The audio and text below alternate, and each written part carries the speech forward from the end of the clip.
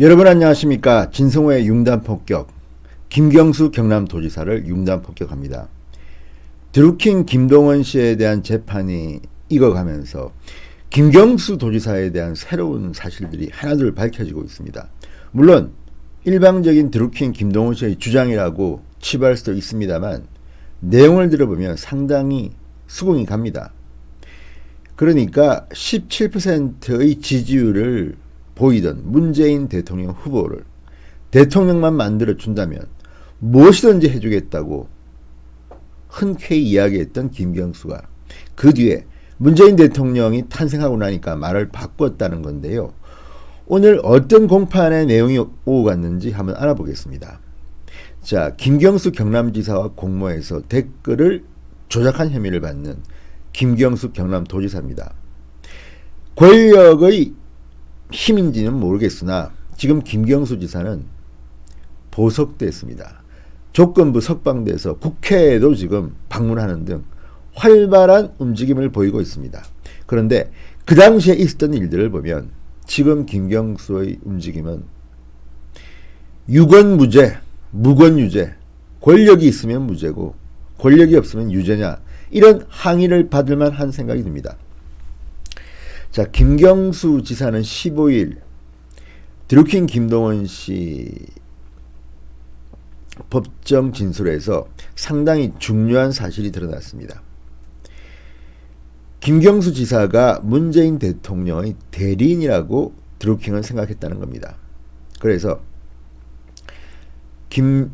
김동원 드루킹은 이렇게 물었다고 합니다. 당시 지지율 17%이던 야당의 문재인 후보가 대통령이 된다면 4강 미국, 중국, 일본, 러시아 4강 대사직도 임명해 줄 수 있느냐, 이렇게 물었다고 합니다. 근데 드루킹 김 씨의 그룹들은 경공모라고 하죠. 변호사도 있고 상당히 엘리트들이 있는 모양입니다. 굉장히 센 자리를 노립니다. 원래 이런 대통령직 할 때는 그냥 공기업 감사 자리나 뭐 공기업 또는 공공기관의 이사장, 대표를 달라고 하는데 이 사람들은 생각이 좀 달랐던 것 같습니다. 사강대사.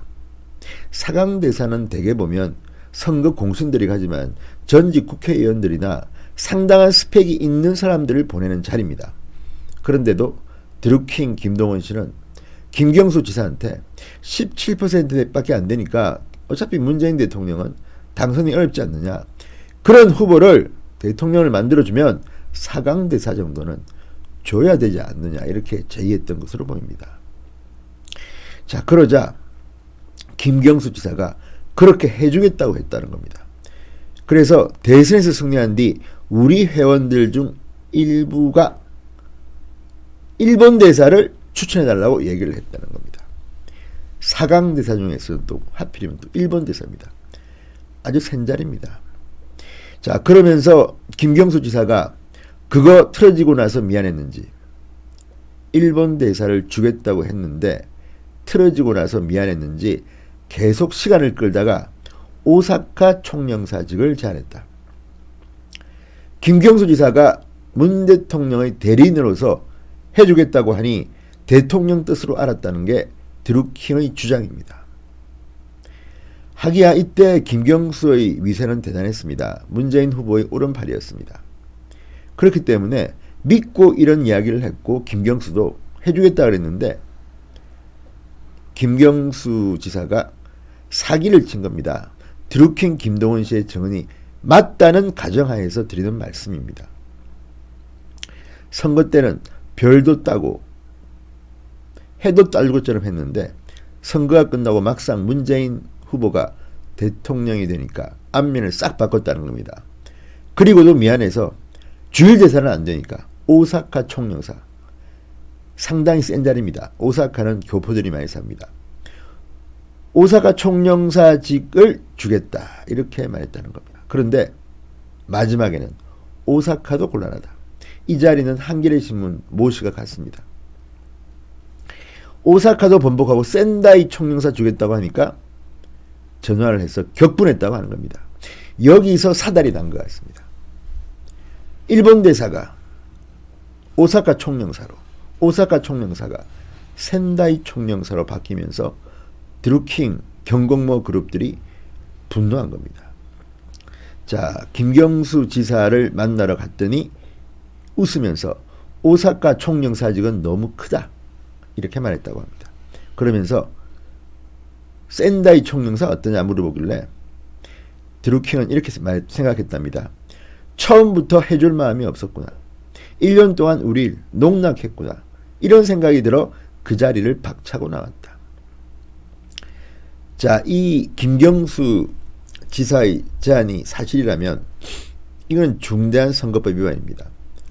자리를 미끼로 도와줬다는 거 아닙니까?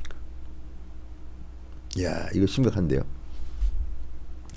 그런데 백원우 청와대 민정비서관이 이 센다이 총영사직에 이름이 오르내렸던 변호사 모 씨를 직접 만났다는 것을 보면 지금 드루킹 김 씨의 증언은 상당히 신뢰성은 있어 보입니다.